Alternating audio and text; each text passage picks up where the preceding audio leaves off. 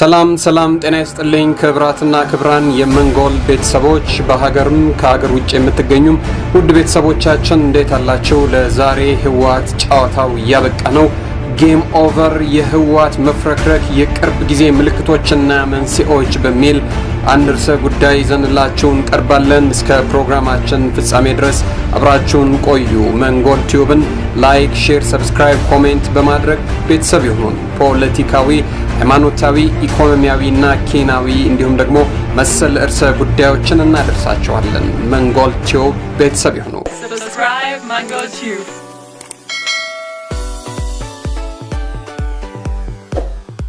ህወሓት መጋቢት 2011 ዓ.ም ወይን በተሰኘው የድርጅቱ የንድፈ ሐሳብ መጽሔት ላይ ባወጣው ባለ 43 ገጽ ጽሑፍ የኢህአዴግ ውህደት ቀጥተኛ የሆነ የህልውና አደጋ እንደተጋረጠበት ከገለጸ በኋላ ውህደቱን ላለመቀበልና ለማደናቀፍ ያዋጡኛል የሚላቸውን መንገዶች ሁሉ ተጠቅሞ ነበር።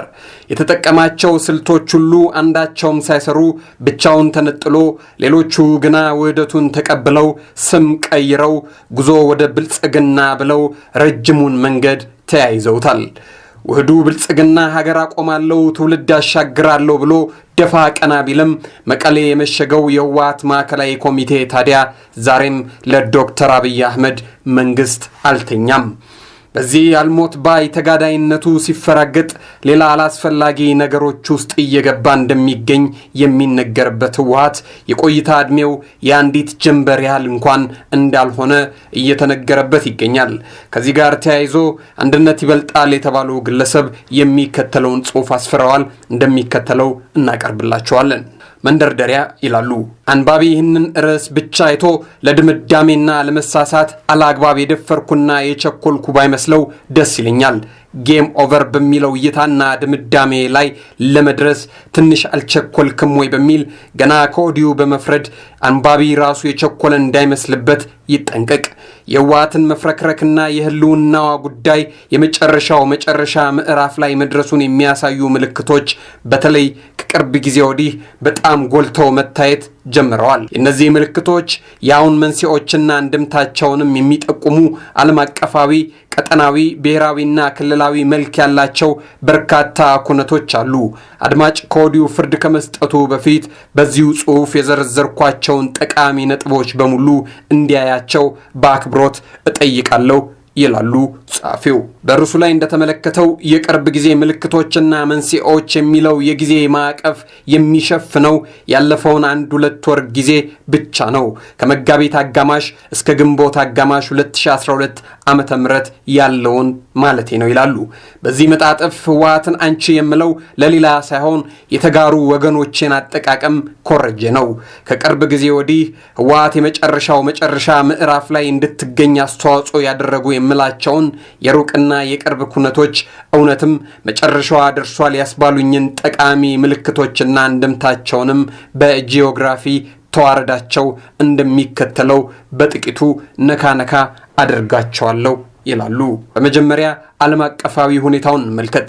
ጠቅላይ ሚኒስትር አብይ ከተባበሩት መንግስታት ድርጅት ዋና ጸሐፊ አንቶኒዮ ጉተሬስ ጋር በስልክ መወያየታቸውና ከጥቂት ቀናት በኋላም ዋና ጸሐፊው የተቋረጠው የአባይ ግድብ ድርድር እንደገና በሶስት ሀገሮች መካከል እንዲጀመር ግብፅን መምከራቸው፣ የአውሮፓ ህብረት ኮሚሽን ኢትዮጵያ የአባይን ውሃ በአግባቡ ለመጠቀም ተፈጥሯዊና ህጋዊ መብት እንዳላት እውቅና መስጠቱና ተመሳሳይ መልእክት ማስተላለፉ፣ ዓለም ባንክ በ100 ሚሊዮን የሚቆጠር ዶላር እርዳታና ብድር ለኢትዮጵያ መፍቀዱ፣ የኢትዮጵያና የአሜሪካ መንግስታት የ230 ሚሊዮን ዶላር የልማት ትብብር ስምምነት መፈራረማቸው፣ የሰብአዊ መብቶች ተሟጋቹ ሪቨረንደር ጄስ ጃክሰን ግብፅ ኢትዮጵያን በውሃ የመጠቀም የተፈጥሮ መብቷን መጋፋቷንና የቀኝ ግዛት ውሎቿን ለመጫን መሞከሯ እንድታቆም የአሜሪካ ጥቁር የምክር ቤት አባላት ክንፍ ግፊት እንዲያደርግ መጎትጎታቸው፣ ጠቅላይ ሚኒስትር አብይና ከፍተኛ የአመራር ቡድናቸው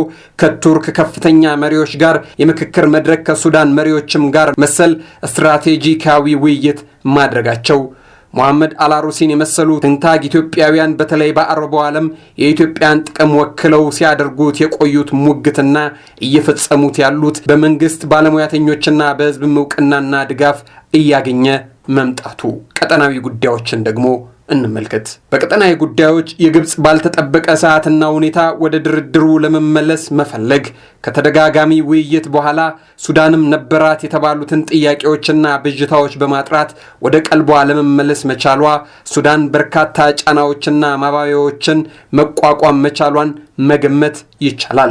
ህወሓት $22 ሚሊዮን ቁማር ተበላችበት የተባለለትና የከሸፈው ፕሬዝዳንት ኢሳያስን የመግደል ሙከራዋ የኤርትራ የመከላከያ ሰራዊት ዋና ኃላፊ የመጀመሪያውን የውጭ ሀገር የሥራ ጉብኝታቸውን በኢትዮጵያ ማድረጋቸውና ኤርትራና ኢትዮጵያ ፋይ በሆነም ባልሆነም መልኩ በከፍተኛ ቅርበትና ትብብር እየሰሩ መገኘታቸው ስለ ታላቁ የህዳሴ ግድብ ሁኔታ ለመላው የአፍሪካ እንዲሁም ደግሞ ለእስያ አምባሳደሮችና ለተፋሰሱ ሀገራት ዝርዝር ማብራሪያ መስጠቱና የኢትዮጵያን ቁርጠኛ አቋም ለወዳጅም ለጠላትም ግልጽ ማድረጉ ብሔራዊ ጉዳዮች ደግሞ እንመልከት ይላሉ።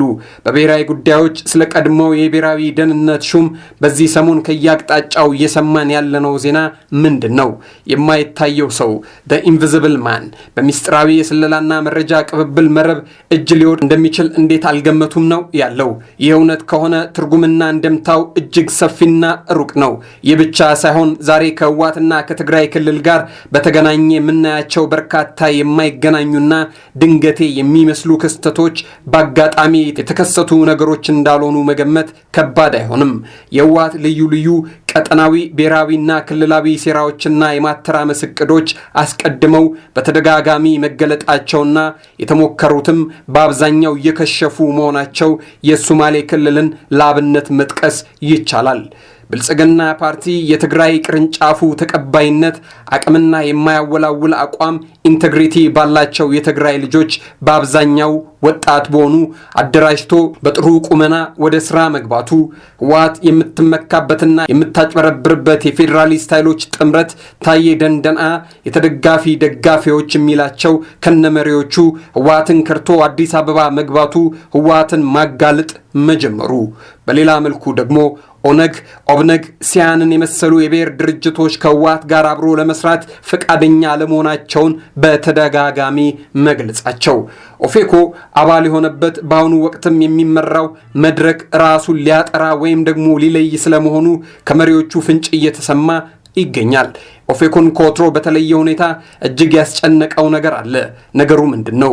የኦፌኮን ጭንቀት የህወሓት ህልውና መጨረሻ ላይ ከመድረሱ ጋር የሚያያይዘው ነገር አለ እንዴ ብሎ መጠየቁ ተገቢ ይመስላል። ይህንን አረና በውስጥ መስመር እንዲያጣራልን እንጠይቃለን። ይህ ቀልድም ቀላል ነገርም አይደለም።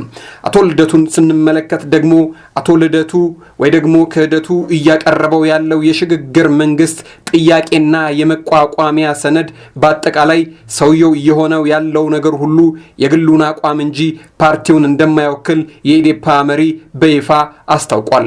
ልደቱ ቀድሞም ቢሆን ከወያኔ ጋር ሚስጥራዊ የሥራ ግንኙነት ነበረው ሲል ሀብታሙ አያሌው የሰጠውን ምስክርነት ከተቀበልን ወያኔን ከማይቀረው የፖለቲካ ሞቱ ለመታደግ ዛሬ ተልእኮ ወስዶ ይሆን እንዴ ብለን ብንጠረጥር አይፈረድብንም። የተልእኮውን ጉዳይ እውነት ሆነም አልሆነ ልደቱ በአሁኑ ጊዜ እየደረሰበት ካለው የፖለቲካ ኪሳራ አንጻር እንኳን ወያኔን ራሱንም ለመታደግ የሚያስችል ቁመና ላይ አይደለም የሚገኘው። ልደቱ እንኳን ከዛሬው ከ1997 ዓ.ም ከደረሰበት የፖለቲካ ደዌ የማገገም እድሉም አነስተኛ ነው። የሕገ መንግስት አጣሪ ጉባኤ በያዘው የጊዜ ሰሌዳ መሰረት በምርጫው መራዘም ምክንያት የተፈጠረውንና እንዳይፈጠር የተሰጋውን የሕገ መንግስትና የስልጣን ክፍተት የሚሞላ የሕገ መንግስት ትርጓሜ በቅርቡ ይዞ የሚመጣ መሆኑ ይህም ሂደቱም ሆነ ውጤቱ በግልጽ ለወያኔ ተጨማሪ መርዶ የሚሆን ይመስለናል። በነገራችን ላይ ይላሉ ሲቀጥሉ በነገራችን ላይ ባለፈው ሰሞን ለ3 ቀናት በቅርብ ጊዜ የኢትዮጵያን ታሪክ ታይቶ የማይታወቅ የባለሙያተኞች ሐሳብና ግብአት የመስማት ሂደት ሂሪንግ በሸራተን ሆቴል መካሄዱ ይታወቃል። ኢትዮጵያ ለዘመናት ቸል ብላው እንዲያውም በጥርጣሬና ጥላቻ ሲገፋ የኖረውን ሰባዊና ሙያዊ ወረት መንዝራ መጠቀም ጀመረች። ያውም በትህትና ጎበዝ ልጆቿም በ50 ዓመት የአሜሪካ ቆይታዬ ዛሬ ገና ክብር አገኘው እስኪሉ ድረስ የተፈላጊነትና የተጠቃሚነት ጥሩ ስሜት ተሰምቷቸዋል። እግዚአብሔር ይመስገን። ይህ በዲሞክራሲ ግንባታና በሕገ መንግስት እድገት ሂደት የማይናቅ እርምጃ ወደፊት ያስኬደናል። ለኛ በዲሞክራሲ ግንባታና በሕገ መንግስት እድገት ሂደት የማይናቅ እርምጃ ነው። ለኛ ለተራ ዜጎችም አይን ገላጭ ክስተት ብቻ ሳይሆን ማዕከላዊ መስፈሪያና ማጣቀሻ ቤንችማርክ ነበር። ይህንን ካየን በኋላ በመሰል ጉዳዮች ከዚህ ያነሰ አሰራር ለመቀበል ፈቃደኞች አንሆንም። ይህም እውነትና ስኬት ለወያኔ ከባድ መርዶ እንደነበር ከዲጂታሎቻቸው ከፍተኛ ጫጫታ መረዳት አያስቸግርም። ሌላ ክልላዊ ርዕሰ ጉዳይ እንመልከት። ደግሞ የኦሮሚያ ልዩ ኃይልና መከላከያ ሰራዊት በኦሮሚያ የክልሉና የሀገሪቱን ሰላምና ደህንነት እየበጠበጡ ያሉ የኦነግ ሸኔ ታጣቂዎች ላይ ከብዙ ፈተናና ትዕግስት በኋላ እርምጃ መውሰድ መጀመሩና ለጊዜው ወደ ጫካና ወደ ኬንያ ድንበር እንዲሸሹ ማድረጉ በተለይ ደግሞ አንጻራዊ ሰላም በተገኘባቸው የኦሮሚያ አካባቢዎች የክልሉ መስተዳደር አርሶ አደሩንና በተለይ ወጣቶቹን ተጠቃሚ ማድረግ የጀመሩ ትልልቅ የልማት ፕሮጀክቶችን ድምጹን አጥፍቶና ወጥሮ እየሰራና እያስፋፋ መገኘቱ ይህም ለጽንፈኛ ወያኔና ለነጃዋር መርዶ ነበር። እንደውም ወያኔና ነጃዋር የያዘ ይዟቸው እንጂ የጥረት ስር እንዳይሰድ የበዛ ሻጥር በፈጸሙ ነበር። በሌላ መልኩ የአማራ ክልል መስተዳደር በክልሉ ካሉ ታጣቂዎች በተለይ ከፋኖ አባላት ጋር የደረሰው የሰላም ስምምነት ታጣቂዎቹ መሳሪያቸውን አስረክበው ወደ ሰላማዊ ትግልና ኑሮ እንዲመለሱ መደረጉ ለወያኔ ሌላ እጅግ ከባድና ራስ ምታት ሆኖበታል። በቤኒሻንጉል ጉሙዝ ካታካች ልፋትና ተደጋጋሚ ጥረቶች በኋላ የሕግ የበላይነት ሰላምና ጸጥታ የማስፈን ስራ ውጤት እያሳየ መምጣቱ አሁን ለወያኔ ሳይጠሩት አቤት ሳይልኩት ወዴት የሚለው ማንን ይሆን እንግዲህ የምንመለከተው ጉዳይ ይሆናል። በሶማሌ ክልል አብዛኞቹ የቀልባሾች የትርምስ ፕሮጀክቶች መክሸፋቸው፣ የመልሶ ማቋቋም የተቋም ግንባታና ህዝብ ተኮር የልማት ፕሮጀክቶች መስፋፋት መጀመራቸው፣ የተበላሸው የህዝብ ለህዝብና የህዝብ ከመንግስት ግንኙነት ለማከምና መተማመን ለማጎልበት አበረታች ስራዎች መጀመራቸው፣ ክልል ውስጥ ያሉ መልከ ብዙ ክፉዎች በመጨረሻ ትንፋቻቸው የሚያደርጉትን የለውጡ ጥረቱን የማደናቀፍ ሻጥር በቅርቡ እልባት ያገኛል የሚል ትልቅ ተስፋ አለ። በአፋር ደግሞ እንመልከት። በአፋር በልዩ ልዩ ምክንያት መሳሪያቸውን ሳያስቀምጡ የቆዩና በኃይል እርምጃ ተሰማርተው የክልሉንና የሀገሪቱን ጸጥታ ሲያናጉ የቆዩ ኃይሎች ብሔራዊ ደህንነት፣ መከላከያ፣ የአፋር የሀገር ሽማግሌዎችና መስተዳድሩ ባደረጉት ከፍተኛ ጥረት እርቅ ተብለው መሳሪያቸውን ማስቀመጣቸውና ወደ ሰላማዊ ኑሮ መመለሳቸው ለህወሓት ሌላው ትልቁ ራስ ምታት ነው። ህወሓት ወደ መሸገበት ትግራይ ክልል ደግሞ እንመለስ። ታስረው ከተፈቱ በኋላ በውጭ ሀገር በጥናት በአማካሪነት ለብዙ ጊዜ የቆዩት ስዬ አብርሃ በመጨረሻው ምዕራፍ ላይ ተከስተዋል። ከትግራይ ቲቪ ጋር ባደረጉት ቃለ ምልልስም የና አብርሃና የና አምዶም ምስጋናም ትክክል ከሆነ ለጽንፈኛ ወያኔ ጌም ኦቨር ማለታቸው ነው። ብርቱካንን ተዋት፣ ከአብይና ከኢሳያስ ጋር መሳፈጣቸውን አቁሙ ማለታቸው ብዙ ትርጉም ሊኖረው ይችላል። በትግራይ ብዙ ወረዳዎች ጸረ ወያኔ ህዝባዊ እምቢተኝነት መፈንዳቱና መስፋፋቱ ፈንቀል በሚል ስም ከሰሞኑ የተነሳው ማለት ነው። ይህ ለትነግ እጅግ በጣም የተቸገረ ነገር እየሆነበት መጥቷል። አሁን የሚበዛውን ሀብቷን ሰው፣ ገንዘብ፣ ቁሳቁስ፣ ጊዜ ለማጥፋት የምትገደደው ደጇ የደረሰውን ህዝባዊ እምቢተኝነት ለመጨፍለቅ እንደሆነ ይታወቃል። በዚህ መጠመዷ ግድ ነው። የክልሉ ያደረጃቻቸውን አጀንዳ ተልእኮ ገንዘብና መሳሪያ እያስታጠቀች ለረብሻ የምታሰማራቸውን ተከፋዮች አሁን እንዳለፈው ከጎናቸው ሆና አለሁላቸው ልትላቸው ይከብዳታል።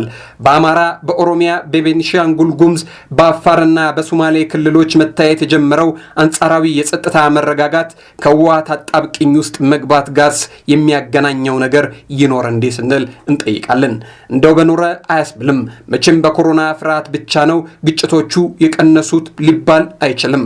በትግራይ ለፈነዳው ህዝባዊ እምቢተኝነት የመንግስት ሚዲያዎች ሰፊ ሽፋን መስጠታቸው የትግራይ ህዝብ ዲሞክራሲያዊ ንቅናቄ ደምሂት ትግራይን ለመገንጠል ኢትዮጵያን ለማፍረስ ከወያኔ የቀረበለትን የተባበሩኝ ጥሪና ሴራ በመቃወም የተወውን ትጥቅ ትግል ለመቀጠል ተመልሶ ወደ ኤርትራ በረሃ መግባቱንም ሰምተናል። የአረና ፓርቲ ሊቀመንበር የሆነው አቶ አብርሃ ደስታ ከዚህ በፊት በይፋዊ የፌስቡክ ገጹ ላይ የሚከተለውን መረጃ ለተከታዮቹ ማቀበሉ ይታወቃል። መረጃውን ለሰከንድ እናስታውሳችሁ።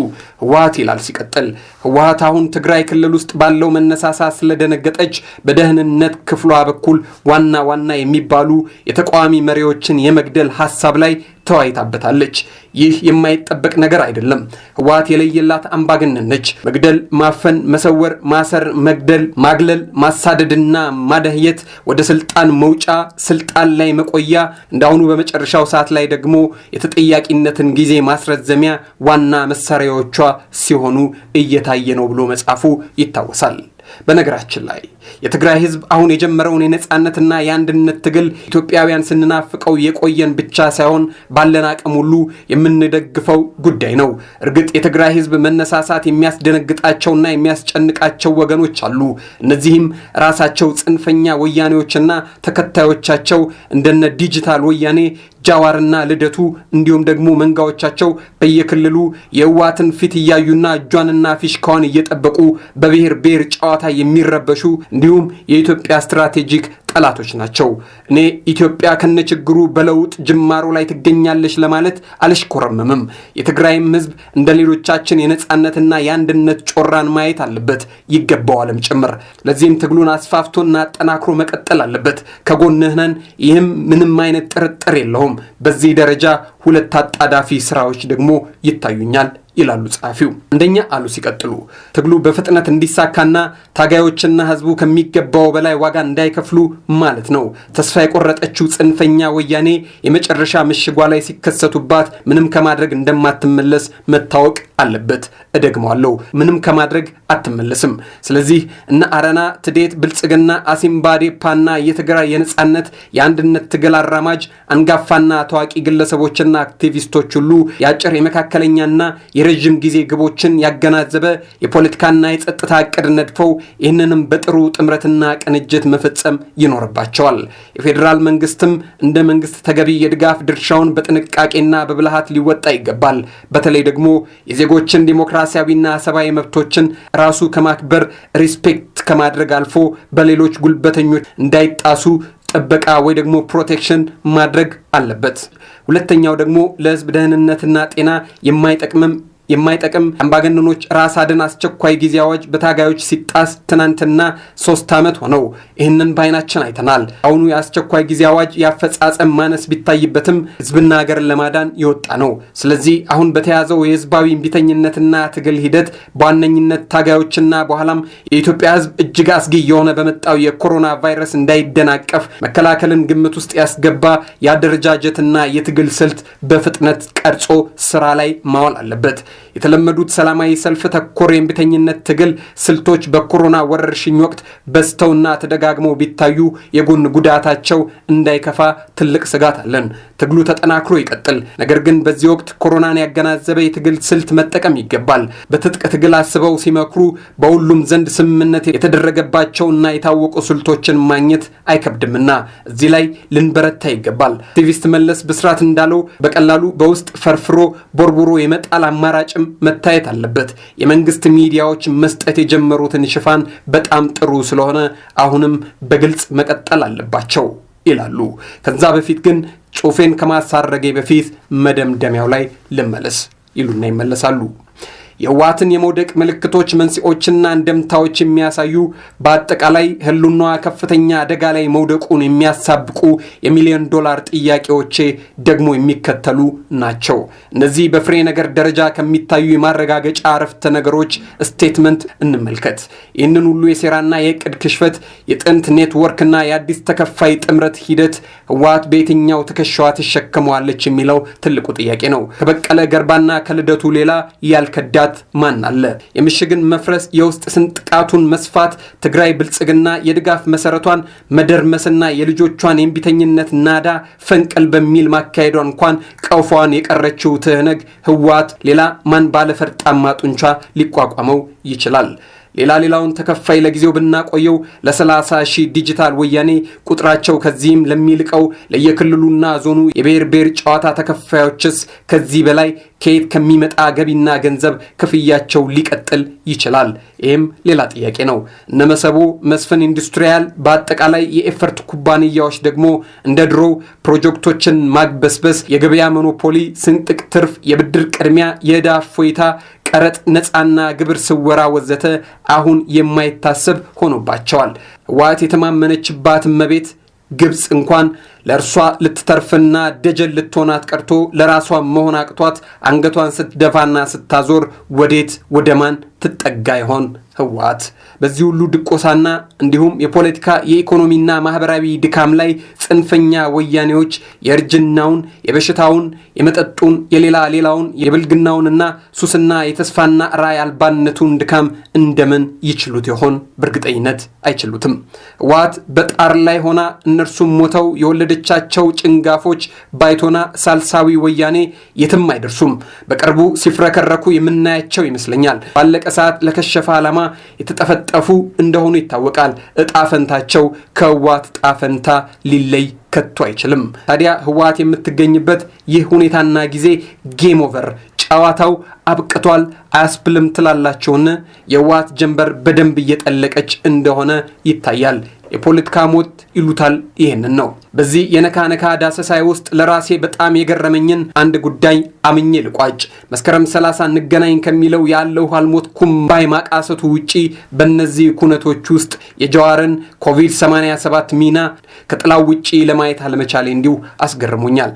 እንደው ልጁ ዛሬም በትናንት የጋንግስተር ቁመናው ላይ የሚገኝ የሚመስላቸው ሰዎች ሚናው እዚህ አለመጠቀሱ ግር ብሏቸው ጥያቄ ካነሱ ብዬ ነው ይሄንን የጻፍኩት። በእኔ ግምትም ጃዋር በፖለቲካ አንጻር አሁን አለ የሚባል ነገር አይደለም። አሁን አንባቢ መፍረድ ይችላል። አሁን አድማጭ መፍረድ ይችላል። ሐሳቤን አስጨርሶኛል። በእነዚህ እይታዎች ተሳስቼ ብገኝም ብዙም አልደነግጥም። እኔ ማንኝ ላለመሳሳት? መሳሳትስ ብርቅ ነው እንዴ? ይልቁንስ ተሰውረውብኝ ሳላያቸው የቀሩ ልዩ ሁኔታዎች እንደገና ለማየትና ለመመርመር እድል ይሰጠኝ ይሆናል። እናም ከስህተቴ ለመማር ወደኋላ አልልም። ፈጣሪ የሀገራችንን ደህንነትና የህዝባችንን ጤና ይጠብቅ ሲሉ ጽሑፋቸውን ያሳርጋሉ። ክብራትና ክብራን የመንጎል ቲዩብ ተከታታዮች አብራችሁን ስለቆያችሁ ከልብ አድርገን እናመሰግናለን። መንጎል ቲዩብን ላይክ፣ ሼር፣ ሰብስክራይብ፣ ኮሜንት በማድረግ ቤተሰብ ይሁኑን። Subscribe Mango Tube.